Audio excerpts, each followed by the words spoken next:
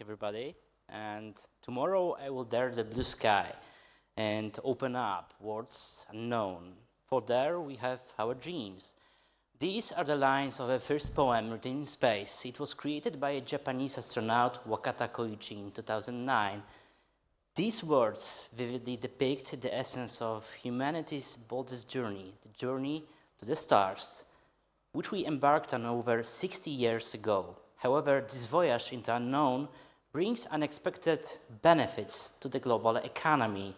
The world as we know it today would not exist without space exploration, and we will discuss the benefits of space exploration during this panel with our esteemed guests. Sonja Biscan from the European Space Policy Institute, Professor Tadeusz Uhl from the HGH University of Science and Technology, Colonel Marcin Mazur from the Polish Space Agency, and Dr. Sławosz Uznański, astronaut from the European Space Agency.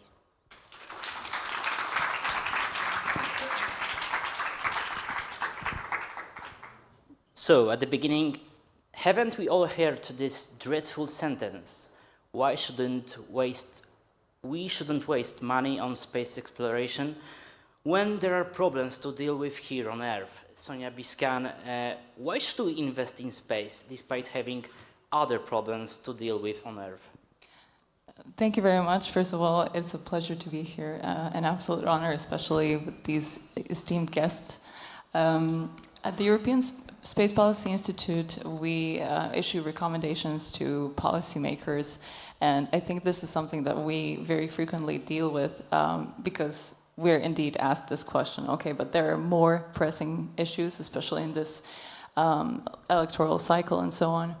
But as you also mentioned in your opening lines, space does benefit us all, including like our daily lives, and I would focus on 5 different spheres and different benefits that we get out of space.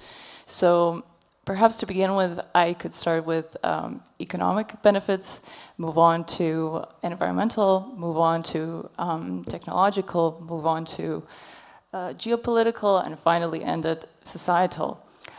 Unless I forget about some of them, in which case I will not talk about all of these. But when it comes to economic benefits, in 2022, space economy was valued at $460 billion. However, the benefits of space, so what space brings to wider economy, are estimated at $3.1 trillion. So we have this high economic multiplier. By 2040, according to SP's research, space economy could be valued at $1 trillion. And again, we anticipate that there could be this high economic multiplier whereby space could create value for the wider economy estimated at $7.9 trillion. So this high economic multiplier is comparable to semiconductors, it's comparable to pharmaceuticals, and well, it's a lot of money. At the same time, and there's a lot to be gained, there's a lot to be lost, so the cost of inaction is also high. And right now, Europe is investing around 0.07% of its GDP in space. Compare that to the United States, which invests 0.25%.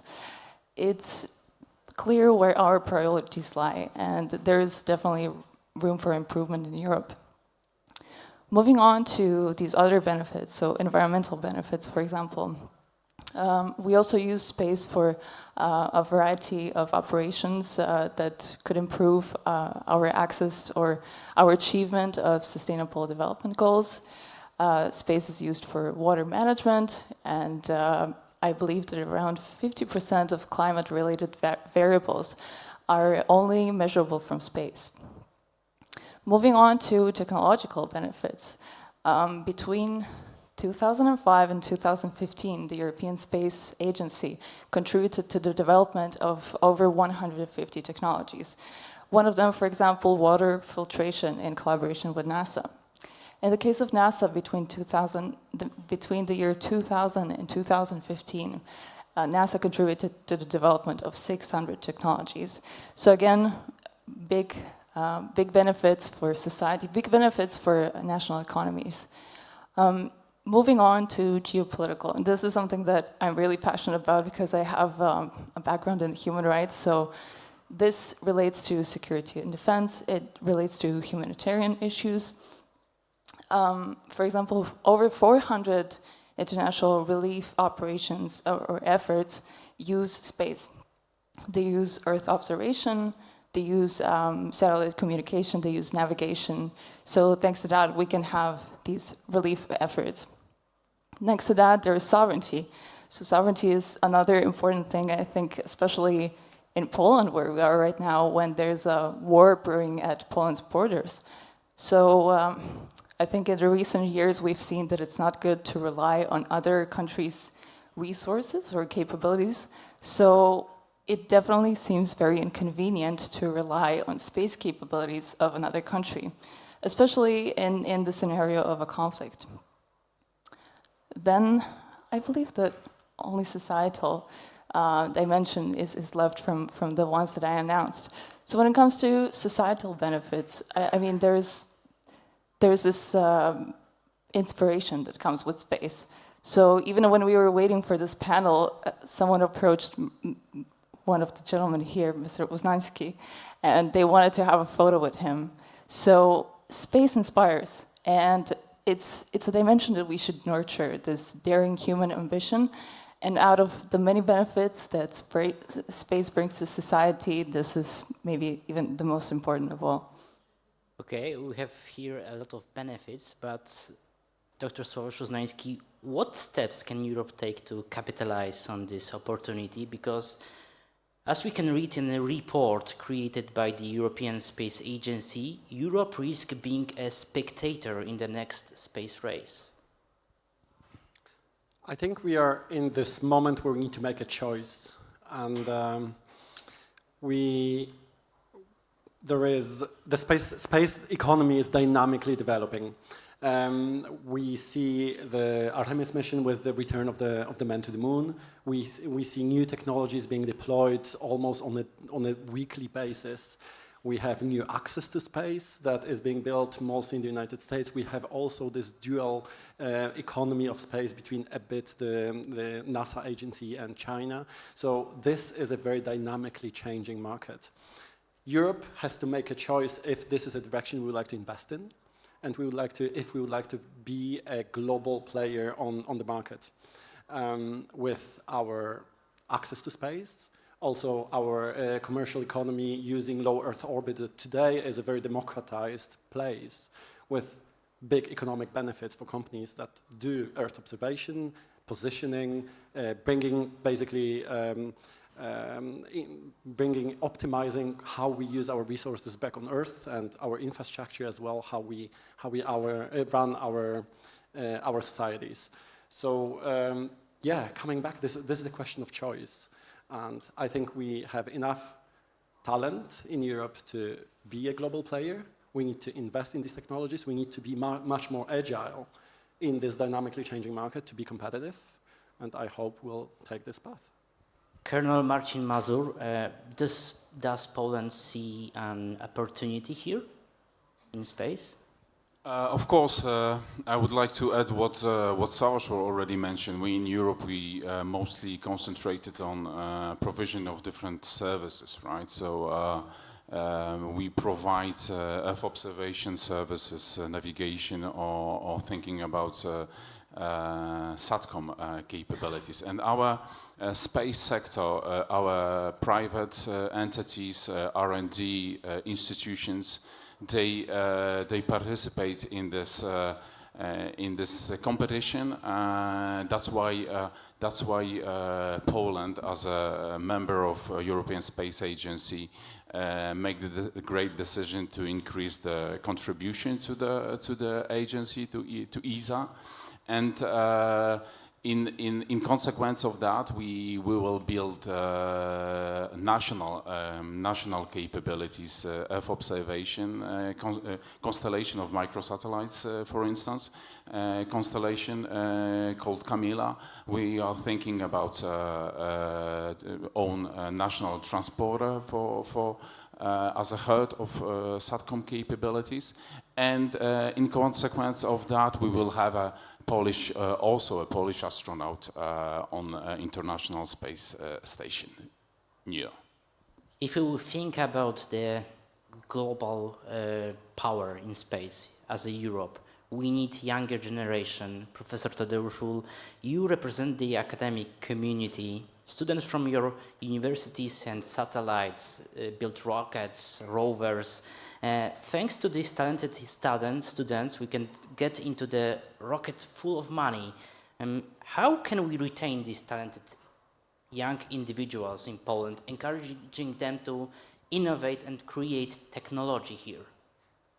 Yes, we have very enthusiastic students. It is sure that all countries need them, especially in space technologies. There is a big demand for the engineers and scientists for the space technology, and we are trying to give them the new skills that helps them to make a career in space. But the problem is, in my opinion, education, but from the first level, because people don't understand what and why we need to be there. And we have now the era of the new space.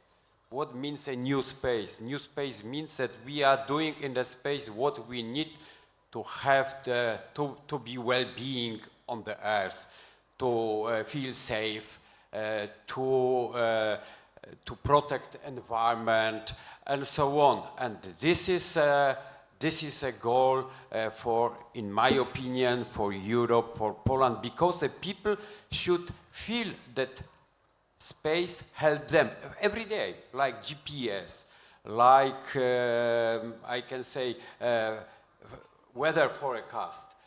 This is based on environmental pollution, because environmental protection, this is one problem which we have, which we need to solve globally. It's impossible to solve locally. Other problems we can solve locally, but environmental protection should be considered globally. But to see the world globally, we need to see them from the higher altitude to see what's happened and so on. That our students are, they have the trainings, practical trainings. They love to have projects, not only to have the lectures for the old professors, but they need to make some action. They need to be active. And what we do, we have the students' research clubs that is in whole university. We have 140 students' clubs, but in the space we have 71, and they are developing, I hope, all technologies which are needed for the new space now. Thank you. 2 years ago, Europe welcomed new astronauts, including representatives from smaller countries such as the Czech Republic, Sweden, and Poland. Dr. Sławosz Uznański, who may soon become the second Polish astronaut in space. What benefits could your space mission bring to Poland's economy and society? Excellent question. Thank you for this. I think we mentioned a lot of benefits already. Maybe let me come back and respin already what we said. And Professor Uhl and Sonja, you mentioned so many different factors. Let's pick environment, let's say. What benefits space missions and exploration and human crewed space missions offer? This extremely difficult environment for human beings that we did not evolve to live in space. On the other hand, we can, and we know how to build technology to sustain life in orbit. This is one of the, let me come back, for example, to environmental factors. Space is probably the most constrained environment in which human beings live. The economics of human spaceflight is driven mostly by transport of water. So we need to transport water to orbit to be able to create oxygen for astronauts, to be able to sustain life, to be able to use our resources in circular manner to be able to sustain life. So this An astronaut, as far as I know, this might have changed, uses around 1 liter of water per day in orbit. What we use on Earth is around 200 liters.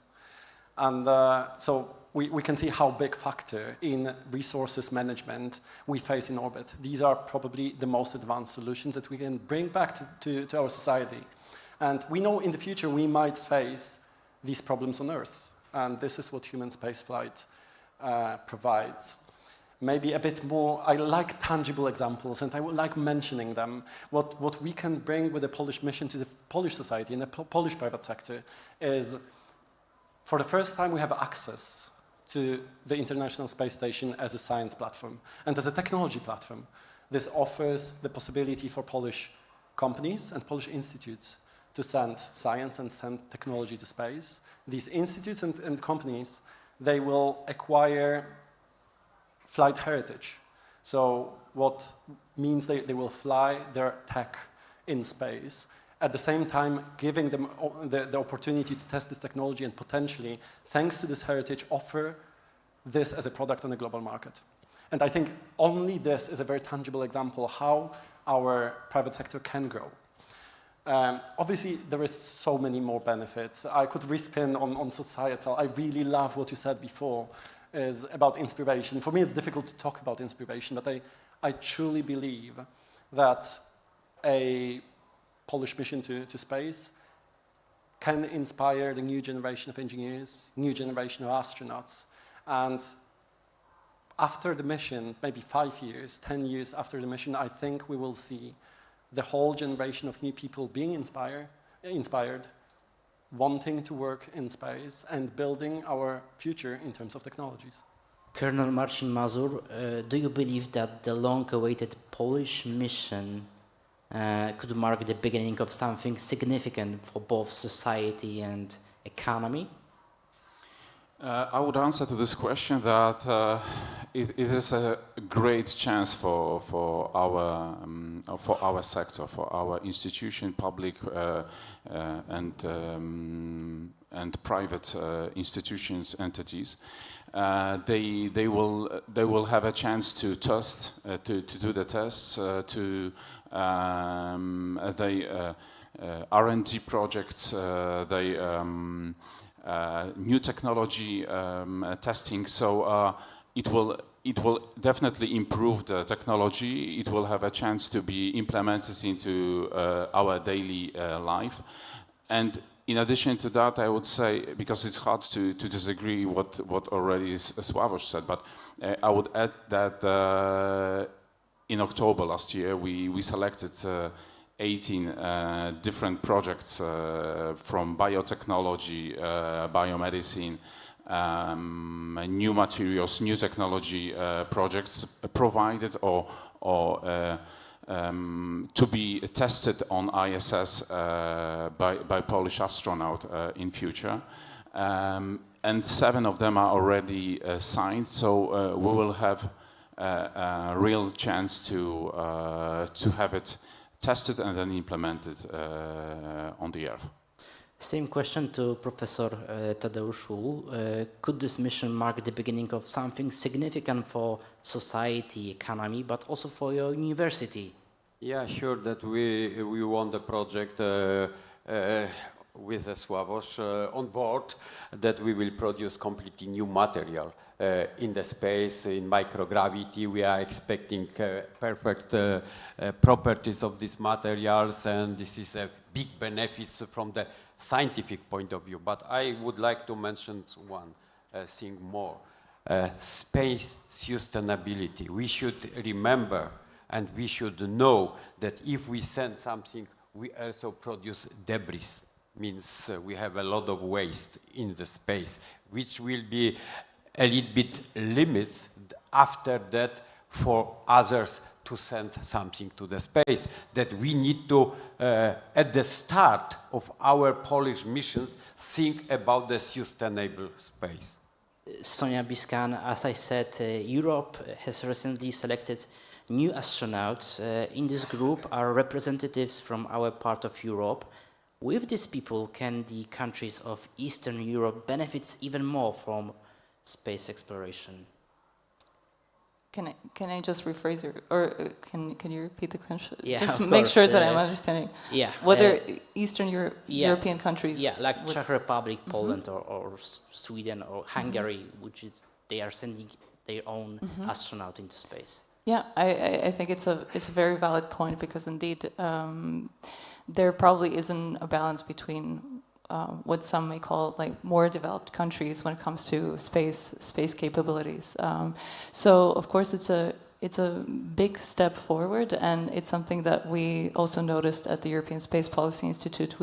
We analyzed developments of different countries, and we noticed Poland in particular stepping up with budget, with more efforts, with more investments, and I think it's a positive step forward that will also inspire other countries. So these space efforts are also about international collaboration. And I think seeing that another, let's say, smaller country, perhaps less developed in that sense, is doing such great things will definitely inspire other similar players. Thank you very much for this conversation. Sonja Biscan from the European Space Policy Institute, Professor Tadeusz Uhl from the AGH University of Science and Technology, Colonel Marcin Mazur from the Polish Space Agency, and Dr. Sławosz Uznański, astronaut from the European Space Agency. Thank you very much.